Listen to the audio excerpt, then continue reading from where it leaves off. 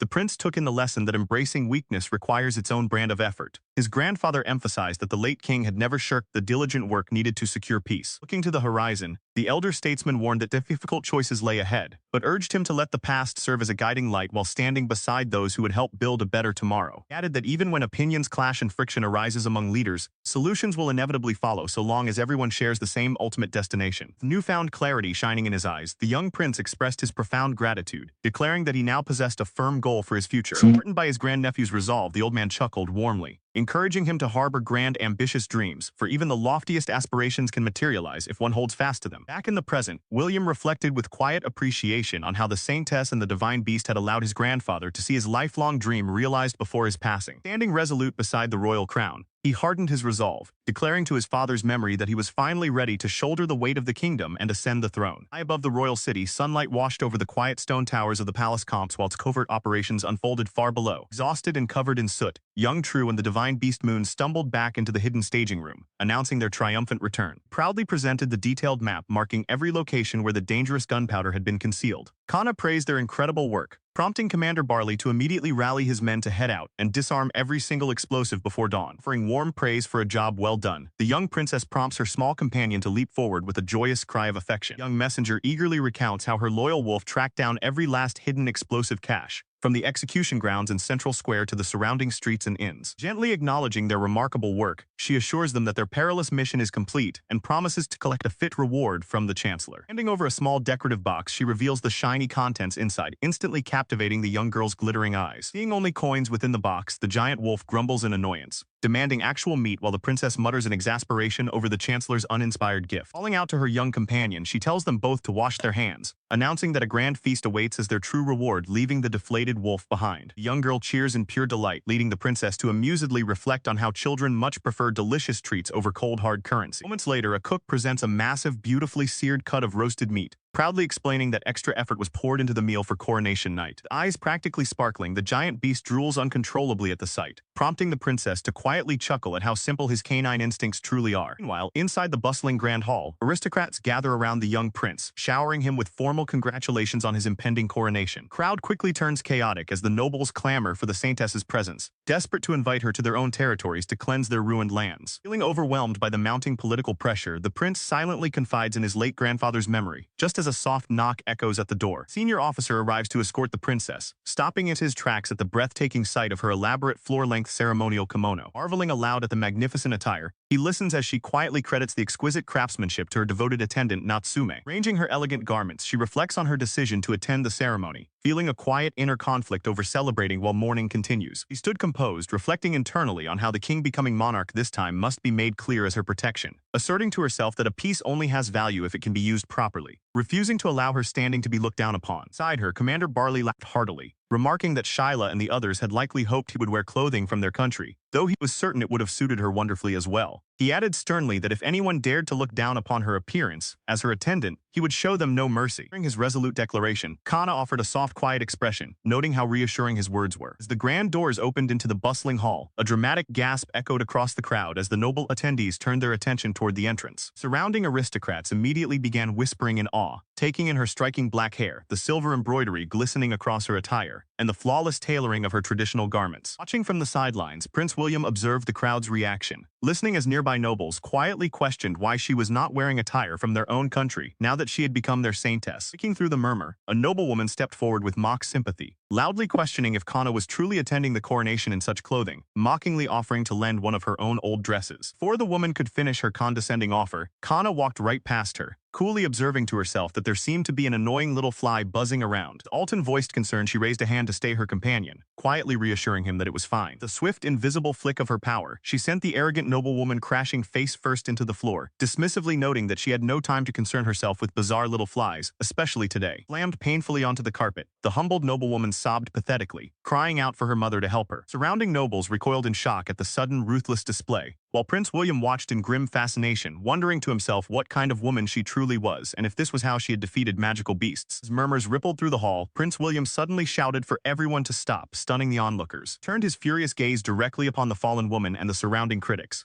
berating her for addressing Princess Kanna so familiarly without introduction, and calling her out for dishonorably declaring something worthless, simply out of ignorance. Extending his sharp rebuke to the rest of the gathering, he commanded the crowd into silence, leaving the offending noblewoman trembling and stammering in terror. He continued his impassioned defense of Princess Kanna, reminding the court that news of her discovering the cause of the manhwa pools and how to deal with them almost immediately upon her arrival had surely reached every single one of them. Turning his scolding glare onto the gathered nobles, he condemned them for making no effort to reduce the damage in their own territories, while constantly demanding that the SAINTESS be dispatched to their lands. He insisted that they do everything within their own power before daring to ask anything of her. With rising intensity, he questioned how the common people could ever live without fear if the very nobles of the kingdom proved to be so utterly unreliable. Catching his breath after the dramatic outburst, he coughed softly and dismissed the court's behavior as completely foolish while Kanna and the surrounding officials watched in silence.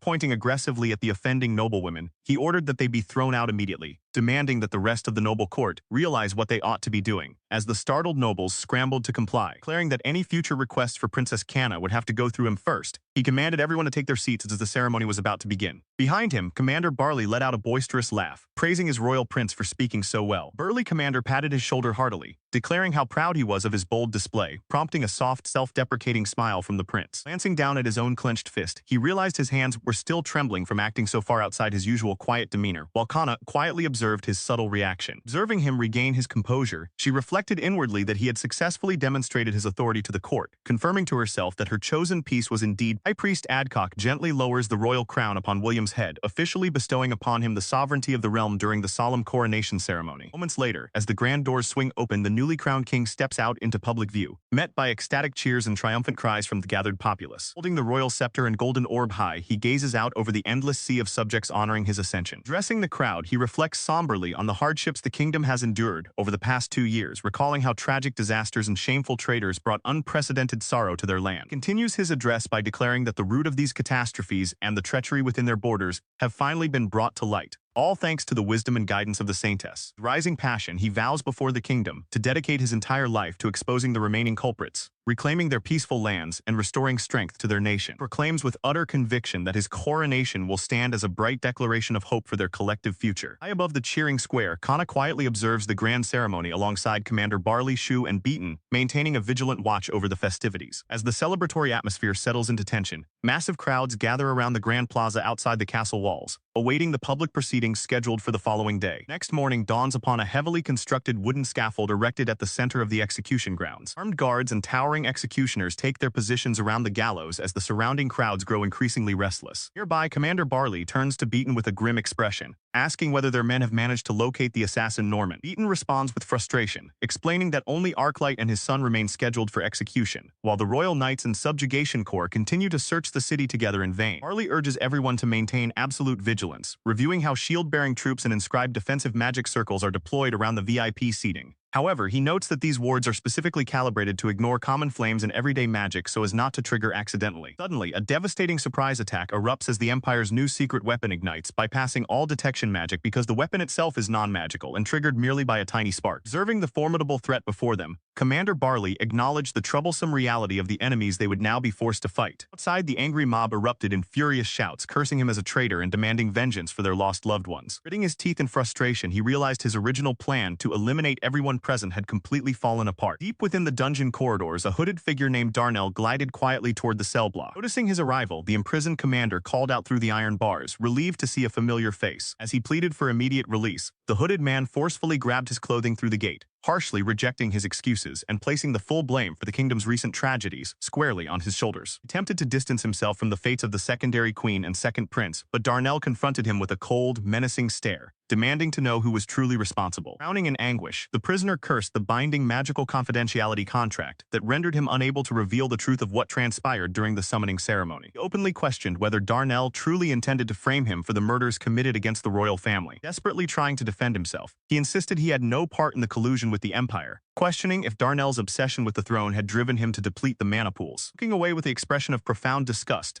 Darnell expressed deep shame over having ever considered him a trusted friend. Appalled by the plan to turn the kingdom into an imperial vassal state, the disgraced commander shouted back, reminding Darnell of his own past words regarding how much better a ruler he would make compared to a mediocre king. While acknowledging the late king's shortcomings, he fiercely pointed out that the monarch still cherished his own daughter, whereas the countless deaths of soldiers and civilians caused by Darnell's scheme could never be justified as necessary sacrifices for reform. Condemned the widespread destruction and loss of life across the lands, declaring that such senseless slaughter could never be called genuine reform. In response to the emotional outburst, Darnell coldly dismissed his arguments, turning his back as he announced that the royal council would soon convene to finalize his judgment and sentence. Barley declares unequivocally outside the cell that he supports the sentenced execution by hanging, leaving the condemned prisoner stunned as he turns on his heel and promises to watch the spectacle from the very front row. Behind the iron bars, the prisoner gnashes his teeth in bitter fury, cursing the Saintess who ruined his plans, while Barley listens in grim silence. Contemplating the dark bloodline they share, Barley reflects quietly that if this villain indeed his biological father, then they truly are cut from the exact same cloth. Bound in heavy irons, the condemned man is marched up to the gallows platform, reflecting mournfully on how they manipulated others for self-serving ends only to be used and discarded in turn. Public square swells with a massive crowd under the watchful gaze of the assembled royals and dignitaries gathered to witness justice served. The cold, decisive gesture, Prince William drops his ceremonial wand, giving the official signal for the execution to commence. A wooden trapdoor suddenly snaps open beneath the condemned man, dropping his body down into the open air as the surrounding crowd lets out a collective roar. Amidst the commotion, a hooded spellcaster concealed within the crowd launches a covert magical projectile straight toward the execution stand, striking the taut rope with precision. Severed rope instantly snaps apart under the sharp blast of hidden magic. Free of the noose, the prisoner crashes onto the wooden scaffolding amidst a puff of lingering smoke. While the onlookers react in utter confusion, the white canine companion catches the scent of fire magic, warning that the hidden culprit used stealth magic to conceal their location. Sensing immediate danger, Kana and Barley sprint alongside their allies toward the site of the disruption. Inspecting the frayed ends of the fallen rope, Kana checks to ensure the execution was halted before any fatal harm was done. As Barley prepares to charge ahead, Kana calls out for him to stop, paralyzed by a sudden surge of sinister, malevolent energy that overwhelms her senses. Across the city at the main branch of the Babiji Trading Company, on Royal Capital Main Street, a violent, monstrous dark explosion violently erupts through the building structure. He stood paralyzed in shock alongside the gathered crowd as the ground shook violently beneath their feet, watching in disbelief as buildings in the heart of the royal capital began sinking into subterranean fissures. Overcome with dread, William suddenly recognized the horrific truth. A massive pool of raw mana was bursting through the earth, bringing forth monstrous magical beasts from the depths. Realizing the enemy empire's true objective had been to trigger this mana pool inside the city, Kana instantly called upon Shuo to fall into action, prioritizing the immediate threat of the invading monsters. Summoning her giant sacred wolf beast, she climbed atop its back and urged her allies forward into the fray. She turned back toward the center of the square, her gaze locked onto William amidst the surging panic of the crowd. Meanwhile, the prince struggled to maintain his composure amidst screaming citizens crying out for lost family members, his advisors desperately urging him to pull himself together and restore order. Shifting his posture, he took charge, pointing skyward to direct the citizens' attention to the Saintess's beast and shouting instructions for the crowd to remain calm and evacuate toward safety. Barked out decisive military orders to his men, prioritizing women and children for immediate shelter in the cathedral, while ordering anti-magical beast barriers reinforced around the perimeter. His officer urged him to move to a secure location, emphasizing that guiding the populace calmly was the only way to ensure their safety. Though he protested leaving his people behind, his commander reminded him that he was the primary target of the enemy's assault. As he spoke, a cloaked, armored figure suddenly bounded onto the parapet above. A mysterious armored attacker leaped down from the balcony, lunging directly toward the prince with drawn weapons. Recognizing the assailant's unique armor and ruthless smile in an instant, William realized with sudden clarity exactly who had returned to strike. Hereby, Kana pieced together the enemy's plot, realizing the public execution attempt had been a mere decoy to distract them from the true threat, the cursed poison jars. Violent impact erupted near the execution platform, prompting her to yell out in concern for Lord Cow as dust and energy exploded around them. Riding high atop her white wolf beast, she barked clear orders to Cow and Beaton to focus entirely on protecting Prince William, to which Beaton readily agreed. She stood resolute, her focus unbroken as the prince called out her name in sudden panic amidst the surrounding chaos. Her attacker taunted them coldly, remarking how enviable it was that both the king and the prince enjoyed the constant protection of loyal defenders while the battle raged around them. In response, a violent surge of fiery mana burst forth, tearing across the stone ground in a blinding wave of heat. Smirking amid the inferno, the assassin declared that it was only fair. He summoned his own formidable protector to balance the scales. In the depths of the roaring flames, a massive dragon-like beast materialized, its razor-sharp claws crushing the earth as it struck. The heat wave swept across the entire courtyard, overwhelming her guardians as she realized with growing horror that the flames were rapidly consuming everything in sight. Before they could regroup, a sudden lethal blow cut through the smoke, prompting her to scream out the name of her divine guardian in terror. Savage strike connected with devastating force, painting the air red as blood sprayed across the burning field. The loyal guardian absorbed the fatal brunt of the attack to shield her, collapsing back into the dust drenched in crimson. Instantly overlooking the burning spectacle, shadowy conspirators noted that the disaster had finally begun and turned to collect their promised reward. Mounting his winged beast to depart, the assassin looked back at the ruined battlefield, addressing the distant young maiden with dark amusement. Bleeding and battered amidst the ashes, she listened in silence as his parting taunt echoed through the fire, daring the Saintess from another world to save the crumbling. Commander Barley gritted his teeth in bitter regret, realizing that a suspicious storehouse with hidden barrels was the precise location where Babiji's group had formed the mana pool, cursing himself for not detaining him forcefully earlier. Amidst the ongoing skirmish outside, Beaton urged Prince William to hurry inside to safety, groaning slightly as he ushered his injured lord. Upon seeing the bloody severe injury on Prince William's face, Kanna gasped in shock, questioning how he sustained such a terrible wound, only to watch in disbelief as the prince's damage suddenly transferred right onto her own body. Reaching out a trembling, blood-soaked hand, a terrible realization dawned on her as she stared at the sudden wounds. Meanwhile, the assassin Norman casually observed the scene, expressing slight disappointment that his strike had merely grazed Princess Kanna rather than inflicting a fatal blow. Turning to her armored attendant Shu, Kanna immediately ordered him to head out and extinguish the fires consuming the city, to which he dutifully complied. After quietly apologizing to William, Kanna unleashed her power, surrounding herself in a soaring aquatic aura that left Norman marveling at the sacred healing magic passed down through the Clutchfield line. Observing her miraculous recovery, Norman pressed her on how her power worked, wondering if she had displaced her wounds elsewhere since she bore no burns or signs of typical healing arts. The casual shrug, Norman gleefully revealed his own magical attribute, fire, boasting that heat and flames were his trusted companions as blaze burst forth around him. Declaring that any fire he created belonged entirely to him, Norman sent a surging wave of flames sweeping across the battlefield directly toward Kanna. The flames skittered across the ground like spinning fireworks. Kanna carefully evaluated his technique, noting that while he could propel fire effectively, his heat fell far short of Shuao's mastery. Closing the distance instantly, Norman lunged forward with a sharp blow, declaring it to be a bit of payback. Kanna intercepted the attack instantly, engaging him in fierce hand-to-hand combat as energy crackled from their collision. Surprised and thoroughly amused by her martial prowess, Norman laughed heartily, questioning if princesses were normally trained in self-defense, to which Kanna sternly retorted that she had been thoroughly trained. He glared at her foe as he sneered, mockingly pointing out that even the very person who had trained her had completely forgotten her existence. Instantly, a tremendous blast of flame erupted between them, forcing her to leap back into the air to avoid the scorching blaze. Norman continued his taunts amidst the flames, asking if a country that had erased her memories and very existence did deserve to be utterly destroyed. He swung her blade through the inferno, countering that the innocent citizens had done nothing wrong and that the Empire was solely to blame for starting this tragedy. Dodging her strike effortlessly, Norman gleefully mocked her desire to test out her newly acquired power, casually mentioning that the castle gardener had informed him about it. Went on to reveal with cold indifference that the very same gardener had been executed just a short while ago. Hovering above the fiery wreckage, the assassin taunted her, asking if this was truly the first time she had ever witnessed someone die. A wave of horror washed over her as he reminded her that she had already witnessed death the moment she arrived in this world. Her eyes widened in realization as the truth dawned on her. Norman was the true murderer who had slaughtered the royal family. Before she could process the revelation, Norman unleashed a devastating flaming arc, hurling her backward through the air. Fiery strike exploded upon impact, smashing her forcefully into the ground. She lay stunned amidst the smoke. Shuao suddenly appeared at her side, explaining that he had successfully delivered William to the safety of the soldiers. Brief memory surfaced of the moment Shuo had felt her soul bind activate while being urged to leave. Despite assurances that the nearby soldiers could handle the situation, he had known his true duty was to protect her at all costs. Standing resolutely before her, Shuo declared that he would accept whatever punishment came his way for disobeying direct orders to ensure her safety. Cradled her gently as she expressed deep relief and gratitude, pleading to remain by his side despite his gentle exasperation at his loyal protector. Recognizing the immediate danger, the divine beast Bark urged them to draw the enemy away from the church, a command to which Shuo promptly agreed as they prepared to move. Watching them flee, Norman grimaced in frustration, annoyed that his carefully orchestrated effort to isolate the young princess from her allies had been thwarted. Meanwhile, inside the church, heavy footsteps echoed through the corridors as courtiers and guards scrambled in response to the growing turmoil. Messenger rushed into the hall, frantically shouting to Queen Shyla about Prince William's condition as the surrounding nobles turned in alarm. Royals looked on in horror as Prince William stood bleeding profusely, his sudden severe injury shocking the onlookers. Beaton cursed in outrage, demanding to know how Aldridge could fail to protect the prince, only for Aldridge to explain that the wound had been miraculously transferred from Princess Kanna. Surrounding nobles panicked, realizing that if Prince William perished, Kanna would suffer the same fate, yet others remained steadfast, confident in the princess's formidable strength. Despite his agonizing injuries, Prince William insisted that medical attention be directed to the wounded civilians first, demonstrating his unwavering royal duty. He declared his intent to fulfill his duty as king, noting that Princess Kanna and Commander Barley were currently fighting to defend everyone. Henry offered to stem the bleeding, pointing out that appearing before the public in such a disheveled state would unnerve the populace, even as William winced in pain. Beaton offered a quiet apology for his earlier outburst, which William brushed off with cool composure as they prepared to stabilize him. Inside, Norman clicked his tongue in irritation as Kanna, riding atop Bark alongside Shuo, unleashed a dazzling burst of magic to repel his attack. Gathered crowd crowds inside the sanctuary watched through the windows in awe,